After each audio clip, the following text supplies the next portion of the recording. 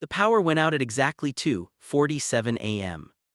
I know because I was still awake staring at my phone when the entire apartment plunged into darkness. Thunder cracked so loud it shook the windows and I heard a crash from the living room. Shit, that was my roommate Blake. I found him in the dark living room holding his shin, his laptop shattered on the floor beside him. "You okay?" I asked using my phone flashlight. "Define okay? I just destroyed my laptop with 3 chapters of my thesis on it. There's a storm that sounds like the apocalypse and I'm terrified of the dark." His voice cracked on the last word. Blake, confident, sarcastic, annoyingly perfect Blake, was afraid of the dark. "Come on," I said, surprising myself. "My room."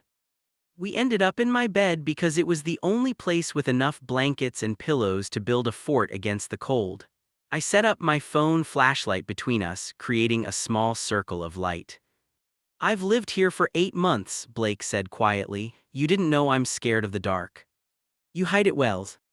"I hide a lot of things well." He looked at me then, really looked at me, and something in the air shifted. "Alex, can I tell you something? Something I've been hiding since the day I moved in." My heart started pounding. "Yeah. I'm not straight, I'm gay. And living with you has been the most beautiful torture of my life because I've been falling for you since day one, and I couldn't say anything because you're straight and my roommate and I didn't want to make things weird, but the power's out and my laptop's dead and I'm scared and I needed you to know." The words hung between us in the darkness. "Blake," I said slowly, "I'm not straight either."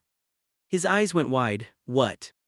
"I'm bi, and I've been falling for you too. Every stupid movie night, every time you steal my coffee, every time you walk around in those gray sweatpants, I've been losing my mind trying not to stare at you." "Are you serious right now?" "Completely. I thought you were straight. You dated that girl last year." "That was before I accepted myself, before I moved here, before I met you and realized what actually wanting someone felt like." He moved closer. "Alex, tell me this is real. Tell me I'm not imagining this because I'm scared and emotional." I closed the distance between us, my hand finding his face in the dim light. "It's real, so real I've been scared to breathe wrong around you for 8 months." "Can I kiss you?" Blake whispered. "Please tell me I can kiss you." I answered by pressing my lips to his. The kiss was soft at first, tentative, both of us afraid to break whatever magic was happening. Then Blake's hand tangled in my hair and I pulled him closer, and suddenly we were kissing like we'd been starving for this, for each other, for 8 months of unspoken tension finally finding release. When we broke apart, we were both breathing hard. "Holy shit," Blake said, "that was." "Yeah. What do we do now?" "I don't know, but Blake, I don't want this to be just one night because we got emotional during a storm. I want to wake up tomorrow and still have this, still have you." "Me too, God, me too." He kissed me again, softer this time. "I'm still terrified of the dark though." "That's okay, I'll be your light." I woke up with Blake in my arms, sunlight streaming through the windows, the storm long past. For a moment I was terrified it had been a dream. Then Blake stirred, opened his eyes and smiled. "Hi."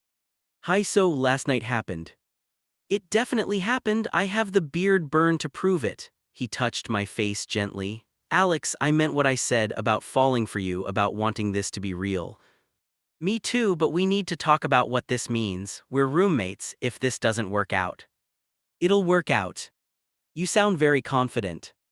"Because I've spent 8 months getting to know you. Your terrible morning mood, your obsession with organizing the spices alphabetically, the way you sing off-key in the shower. I've seen you at your worst and I'm still here, still wanting you. That's how I know." I kissed him because I couldn't find words adequate enough. "So we're doing this?" Blake asked when we broke apart. "Really dating, being boyfriends?" "Unless you have a better word for it." "Boyfriends works, though love of my life has a nice ring to it too." "It's been 8 months, Blake. And I've been in love with you for 7 of them. I'm just efficient." He grinned.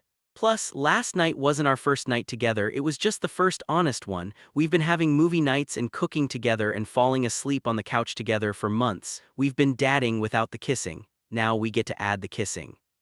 "And other things," I said, pulling him closer. "And other things," he agreed, his voice dropping lower. "So many other things." 6 months later. We're still in the same apartment, but everything's different now. Blake's moved his stuff into my room, our room. The guest room is now his office where he finished his thesis and started his new job. Tonight, I come home to find candles everywhere and Blake cooking dinner. What's all this, I ask. It's our anniversary, 1 year since I moved in, 6 months since that storm, 6 months since you became my boyfriend and my best friend and my favorite person in the world. You're such a romantic. Only for you, he pulls me close. You know what's funny? I was terrified of the dark my whole life, but that night in the darkness I found the brightest thing in my world, you. That's incredibly cheesy.